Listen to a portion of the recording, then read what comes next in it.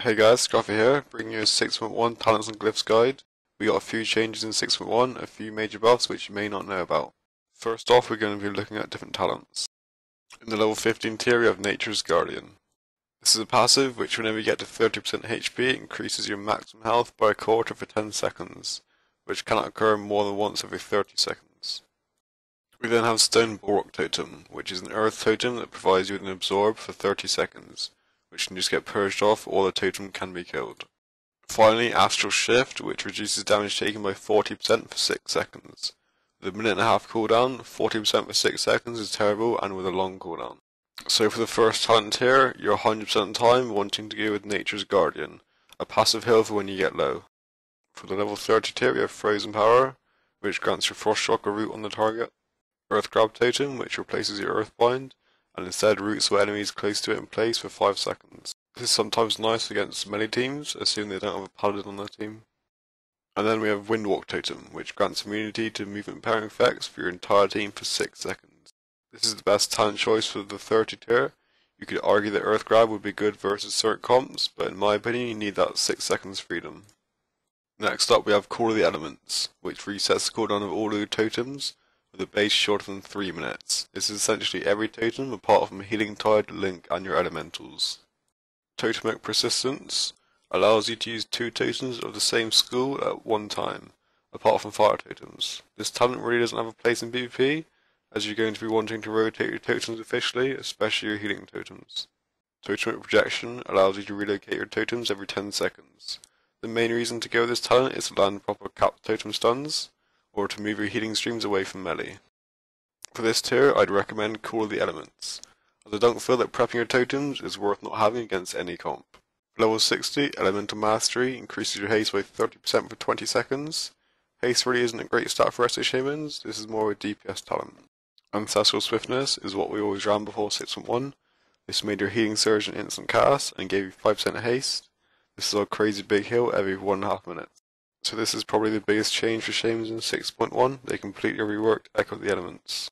It now grants your Lava Burst, Riptide, Unleash Life and Spirit Link 2 charges. That's right, you now have 2 Spirit Links. In 6.1 they made Lightning Bolt, Flame Shock and Lava Burst cost 0 mana, so we can now do DPS freely. If you Flame Shock a target and throw 2 Lava Bursts in his face, you can do some serious damage. They actually nerfed Lava Burst damage because of this, but it still hits for up to 30Ks. The healing output you get from having another Riptide and Unleashed Life is actually huge, and 2 Spirit Links just speaks for itself. I can't rate this talent enough. I wouldn't see any reason to go out to Ancestral Swiftness at all. Now for level 75 we have Rushing Streams. This makes your healing stream totem now heal 2 targets at once for 15% additional healing. Ancestral Guidance isn't viable in any way. With the 2-minute cooldown, the healing output you get from this will be just terrible. When I played Elemental Mist of Pandaria for challenge modes, this talent was actually amazing. But currently for Resto PvP I can't see its use. Conductivity is a completely PvE based talent, as it increases duration of your healing reigns. It's very hard to get your teammates to stay in the healing reign in the combat arena. This talent is useless right now. There's only really one logical talent for PvP on this tier, and that is Rushing Streams. Now on to level 90 talents, starting with Unleashed Fury, which buffs your Unleashed Life, increasing the healing from your single target heal by 50%. This stacks on top of your Unleashed Life. We then have Primal Elementalist, which grants your elementals special new abilities. Unfortunately at high rated PvP, everyone's on a mission to kill all of your totems, and if you kill an elemental's totem he also dies, making this not very viable as you won't get the duration out of it.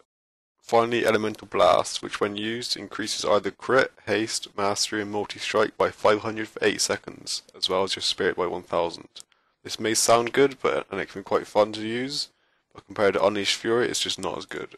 When you're finally about to land that kill on Mr. Warlock, and then out of nowhere he gets a crazy lay on hands and you go and complain on the forums about how broken Resto Shaman healing is, it's because he got an Unleashed crit. With the 50% extra from Unleashed Fury, it's 80% more healing. You can get up to around 200k crit heals with this. This is why you want to go Unleashed Fury all the time. Also, as we get 2 charges of it now, with Echo of the Elements, you'll get twice as many huge Unleashed heals. Level 100 talents aren't very exciting at all. Starting with the Cloudburst Totem, which summons a water totem that gathers up 20% of your healing over 15 seconds and then explodes, dividing that healing between all injured teammates within 40 yards. If it's killed, it will divide the healing it's gathered up to that point. Cloudburst you can rotate nicely with Healing Stream, as it shares the same cooldown and duration. Storm Elemental Totem summons an air elemental that will do damage and then heals allies for 100% of the damage it deals evenly. Like Promo Elementalists, people will just kill your totems, making this a bad talent choice. Also, it's an air totem, meaning if you use a grounding totem to avoid being CC'd, it will destroy the air elemental.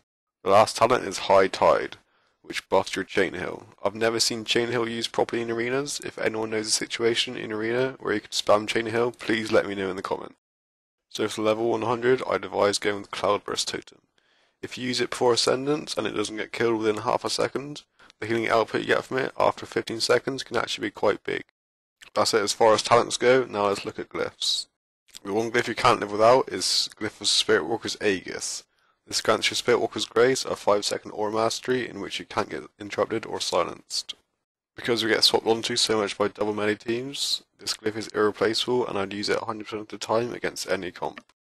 Now I'm just going to go through different glyphs I swap between depending on the comp I'm facing. Starting with Glyph of Capacitor Totem, which reduces the charge time of your Capacitor Totem by 2 seconds. This is nice against double melee teams because it's harder for them to save the capstone before it goes off. I wouldn't use this glyph though if your team already has stuns and you don't want to DR them. Glyph of Cleansing Waters makes your dispels also heal the target for 4% of your maximum health. This can even crit for around 6k heals. This is really good at keeping your people topped, and I'd recommend using it against every Warlock team.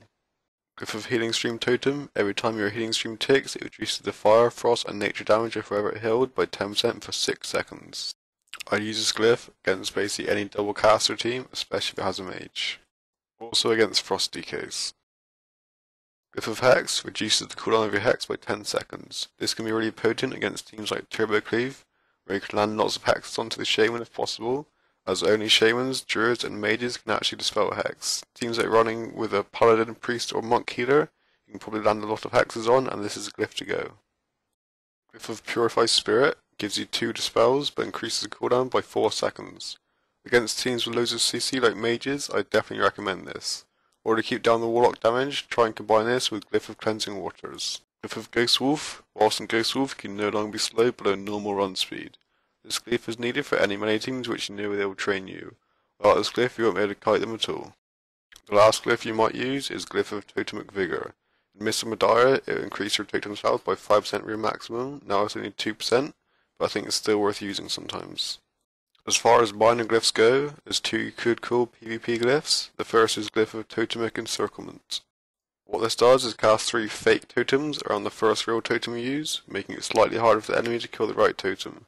These 3 totems are just decoration and do absolutely nothing. The other glyph is Glyph of Spirit Wolf.